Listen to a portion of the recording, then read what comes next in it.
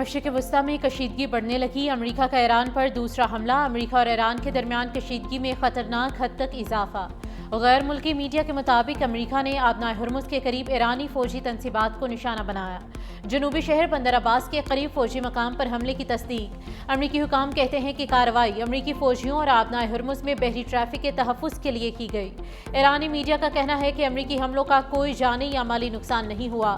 امریکی حکام کا یہ کہنا ہے کہ ایرانی فورسز نے امریکی فضائی اڈے کو نشانہ بنایا۔ 4 ڈرونز ہوا میں مار گرائے۔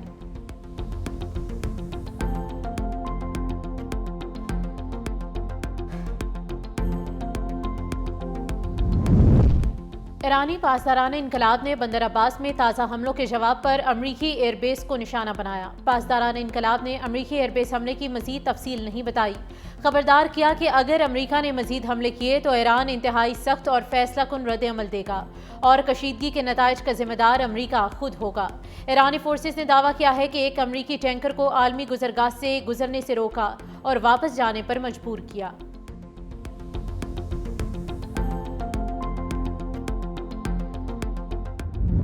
عمان برتاؤ ٹھیک کرے ورنہ تباہ کر دیں گے۔ ٹرمپ نے اتحادی ملک کو بھی دھمکی دے ڈالی۔ آبنائے ہرمز پر ایران کا ساتھ دینے پر سخت رد عمل دے سکتے ہیں۔ ایران معاہدے کے لیے بےتاب ہے۔ ایران کے پاس دوسرا کوئی راستہ نہیں۔ اب معاہدہ ہوگا یا پھر ہمیں اپنا کام مکمل کرنا ہوگا۔ صدر ڈونلڈ ٹرمپ نے امریکی چینل کو انٹرویو میں کہا کہ ایران کے ساتھ وہی کر سکتے ہیں جو وینزویلا کے ساتھ کیا۔ پاکستان کی درخواست پر ایران کے خلاف کارروائی روکی۔ ایران کو انتہائی افزودہ یورینیم چھوڑنے کے بدلے پابندیوں میں نرمی نہیں دی جائے گی۔ ایران کے ساتھ ڈیل تاحال فائنل نہیں ہوئی۔ ایران کے ساتھ مجوزہ معاہدے پر امریکہ ابھی مطمئن نہیں۔ ایران معاہدے کے لیے بےتاب ہے۔ ان کے پاس معاہدہ کرنے کے علاوہ کوئی دوسرا راستہ نہیں۔ ایران کے پاس اب کوئی لیڈرشپ نہیں رہی۔ ایران کو جوہری ہتھیار رکھنے کی اجازت نہیں دیں گے۔ امریکی صدر کی فیلڈ مارشل سید عاصم منیر اور وزیر اعظم شہباز شریف کی ایک بار پھر تعریف۔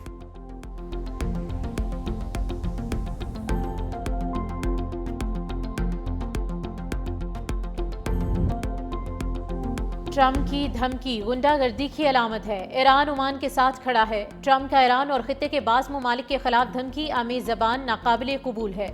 ایرانی وزارت خارجہ کے ترجمان اسماعیل بقائی کی ڈونلڈ ٹرمپ کی جانب سے عمان کے بارے میں دھمکی آمیز بیان کی سخت مذمت۔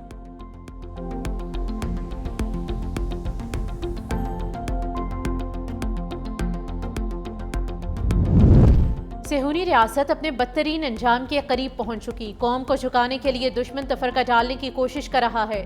ایرانی سپریم لیڈر مجتبیٰ خامنہئی نے سوشل میڈیا پر پیغام میں کہا کہ صہیونی ریاست اگلے 15 برس نہیں دیکھ پائے گی۔ آیت اللہ خامنہئی نے 10 سال پہلے پیش گوئی کی تھی۔ دشمن اب اپنے نئے منصوبے پر عمل پیرا ہے۔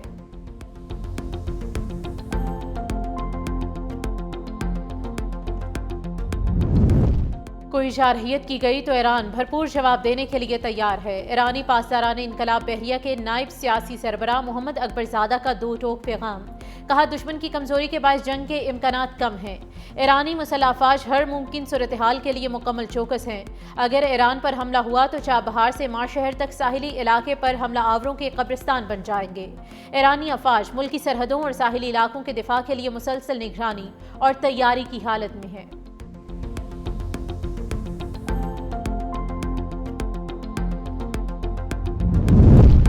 امریکہ اور ایران کے درمیان نئی جھڑپیں۔ عالمی منڈی میں تیل کی قیمتوں میں اضافہ۔ برنٹ کروڈ کی قیمت تقریباً 2.5% بڑھ کر $96 فی بیرل ہو گئی۔ امریکی خام تیل کی قیمت بڑھ کر $100 فی بیرل تک پہنچ گئی۔ بدھ کے روز اس کی قیمت میں تقریباً 6% کمی ریکارڈ کی گئی تھی۔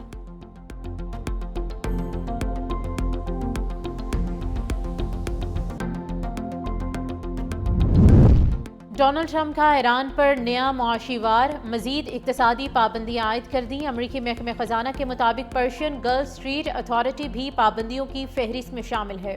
یہ اتھارٹی آبنائے ہرمز سے بحری گزرگاہ کی درخواستوں کا انتظام کرتی ہے۔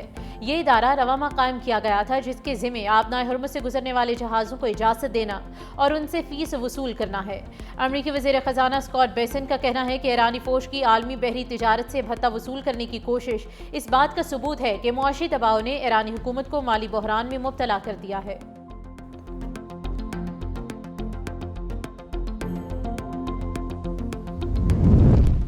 نائب وزیر اعظم وزیر خارجہ سینیٹر اسحاق ڈار کل واشنگٹن ڈی سی روانہ ہوں گے۔ واشنگٹن میں وزیر خارجہ اسحاق ڈار کی امریکی وزیر خارجہ مارکو روبیو سے ملاقات ہوگی۔ نائب وزیر اعظم وزیر خارجہ اسحاق ڈار کی نیو یارک میں نجی ٹی وی سے گفتگو، کہا خطے میں امن کے لیے 5 نکاتی ایجنڈے پر اتفاق ہو گیا ہے۔ پاکستان کے امریکہ اور چین سے بہترین اور متوازن تعلقات ہیں، بہتر سفارتکاری اسی کا نام ہے۔ دونوں ممالک کی دوستی ہمیشہ قائم رہنے والی ہے۔ پاکستان تمام بڑی طاقتوں کے سامنے اچھے تعلقات کا خواہاں ہے۔ دونوں ممالک کی دوستی ہمیشہ قائم رہنے والی ہے۔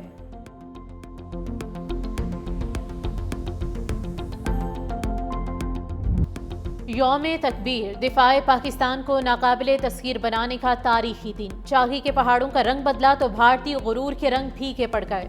پاکستان نے بھارت کے 5 ایٹمی دھماکوں کے جواب میں 6 دھماکوں سے دشمن کے ناپاک عزائم خاک میں ملا دیے۔ 28 مئی 1998 دنیا حیران رہ گئی۔ پاکستان مسلم دنیا کی پہلی جبکہ دنیا کی 7ویں ایٹمی طاقت بن کر ابھرا۔ پاکستانی قیادت نے عالمی دباؤ کو خاطر میں نہ لاتے ہوئے 6 ایٹمی دھماکے کر کے اپنی طاقت کا لوہا منوایا۔ پوری دنیا میں مقیم پاکستانیوں کے سر اور سب ہلالی پرچم سربلند ہو گئے۔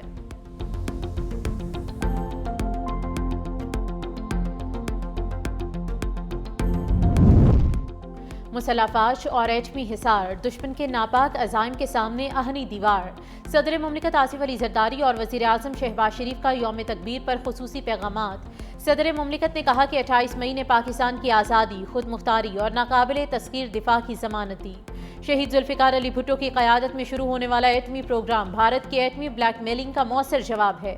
وزیر اعظم شہباز شریف نے کہا کہ پاکستان ایٹمی قوت نہ بنتا تو دشمن ہر حد پار کر سکتا تھا۔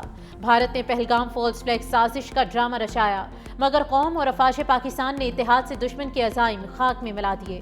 وزیر اعظم کا شہید ذوالفقار علی بھٹو، میاں نواز شریف، ڈاکٹر عبدالقدیر خان اور ڈاکٹر سمر مبارک مند کو خراج تحسین۔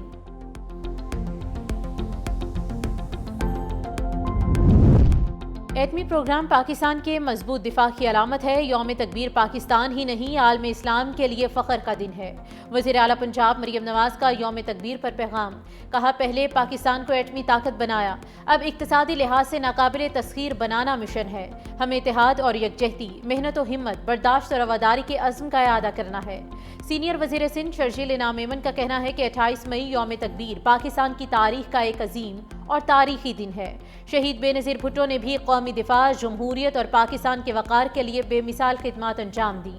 پیپلز پارٹی کی نائب صدر سینیٹر شیر رحمان کا بھی خصوصی پیغام، حالیہ جنگ میں بھارتی جارحیت کا منہ توڑ جواب دینے پر قوم اور افواج پاکستان کو مبارکباد۔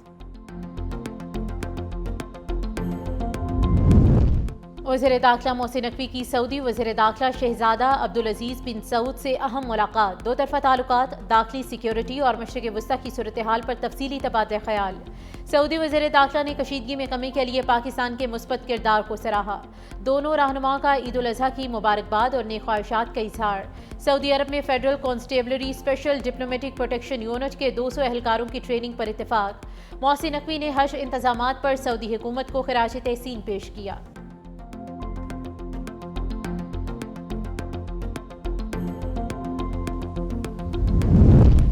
بجٹ میں عوام پر کم سے کم بوجھ ڈالنے کی کوشش کی جا رہی ہے۔ وزیر خزانہ محمد اورنگزیب کا کہنا ہے کہ بجٹ میں ٹیکس بڑھانے کی بجائے انفورسمنٹ اور کمپلائنس پر زور ہوگا۔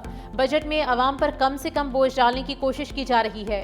حکومت مہنگائی میں کمی کے لیے مسلسل اقدامات کر رہی ہے۔ حکومت خطے میں کشیدگی کم کرنے کے لیے متحرک ہے۔ عالمی سطح پر پاکستان کے سفارتی کامیابیوں کو سراہا جا رہا ہے۔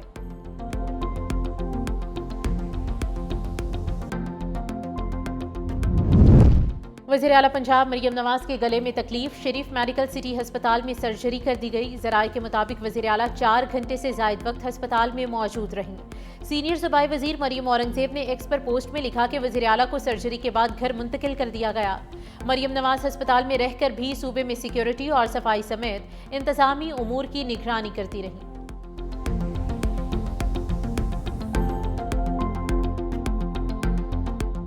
عید الاضحیٰ کے دوسرے روز بھی سنت ابراہیمی کی پیروی میں جانوروں کی قربانی، شہری دعوتوں، بیٹھکوں، سیر و تفریح اور گھریلو تقریبات میں مصروف۔ کل کے میزبان بنے مہمان، گھروں میں بریانی، ٹکا بوٹی، سیخ کباب، مٹن، سجی، قورمہ، کڑاہی اور کوفتوں سمیت روایتی اور غیر روایتی پکوان تیار۔ مختلف مقامات پر باربیکیو پارٹیز اور گھریلو دعوتوں کا بھی اہتمام۔ ماہرین صحت کی شہریوں کو مرغن غذاؤں کے استعمال میں اعتدال برتنے کی ہدایت۔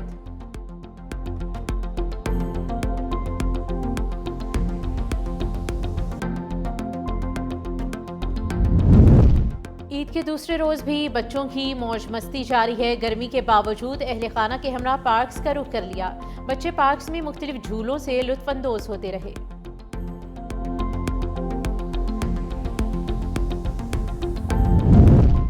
عید الاضحیٰ پر پنجاب بھر میں صفائی آپریشن کامیابی سے جاری ہے۔ وزیر اعلیٰ پنجاب مریم نواز صفائی مہم کی خود نگرانی کر رہی ہیں۔ وزیر اطلاعات پنجاب عظمہ بخاری کا بیان، کہا علائشوں کے اٹھانے کا لائیو ڈیٹا لمحہ بہ لمحہ اپ ڈیٹ کیا جا رہا ہے۔ ستھرا پنجاب کی ٹیمیں تمام شہری اور دیہی علاقوں میں مسلسل فیلڈ میں موجود ہیں۔ وزیر اطلاعات پنجاب کے مطابق عید کے پہلے روز 1,20,000 ٹن سے زائد علائشیں اٹھائی گئیں۔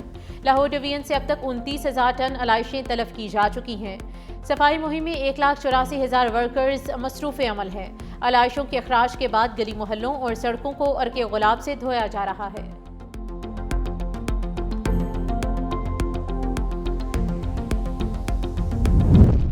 رحیم یار خان انتظامیہ نے کچے کے بچوں کے ساتھ عید کی خوشیاں منائیں۔ ڈپٹی کمشنر ظہیر انور جپا نے پلیئرز لینڈ اور سٹی پارک میں بچوں کا استقبال کیا۔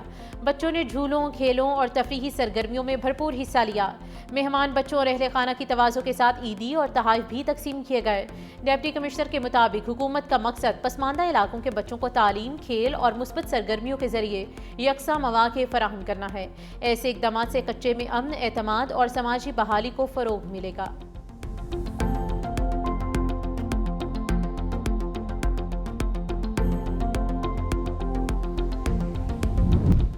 پنجاب اور سندھ بھر میں موسم شدید گرم۔ محکمہ موسمیات کے مطابق جیکب آباد اور گرد و نواح میں شدید گرمی کی لہر برقرار۔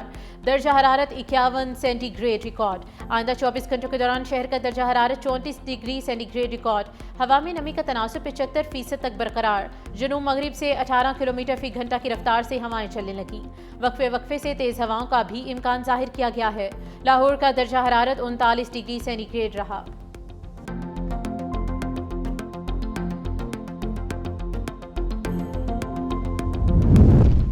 D G P D M میں عمر جاوید کا کنٹرول روم کا دورہ۔ ہیٹ ویو سے نمٹنے کے لیے اقدامات کا جائزہ لیا۔ کنٹرول روم میں ویو الرٹس، مانیٹرنگ سسٹم اور ہنگامی رد عمل کے انتظامات پر تفصیلی briefing. D G P D M کے مطابق گرمی کی موجودہ لہر 31 مئی تک برقرار رہنے کی پیش گوئی ہے۔ تمام اضلاع کے کنٹرول رومز ہائی الرٹ ہیں۔ 24 گھنٹے مانیٹرنگ جاری ہے۔ عوام کو بروقت آگاہی فراہم کی جا سکے اور کسی بھی ہنگامی صورتحال میں فوری رد عمل کو یقینی بنایا جا سکے۔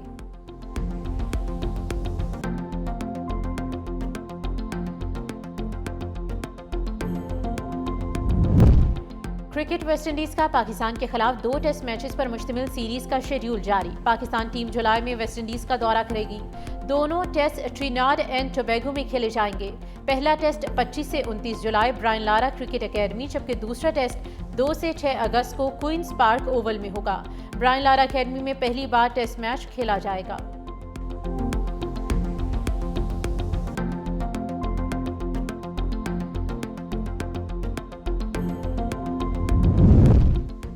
پاکستان کے خلاف ون ڈے سیریز کپتان مچل مارش کی جگہ کوپر کھنولی ٹیم میں شامل۔ ون ڈے سیریز میں جوش انگلس آسٹریلوی ٹیم کی قیادت کریں گے۔ پاکستان اور آسٹریلیا کے درمیان پہلا ون ڈے 30 مئی کو راولپنڈی میں کھیلا جائے گا۔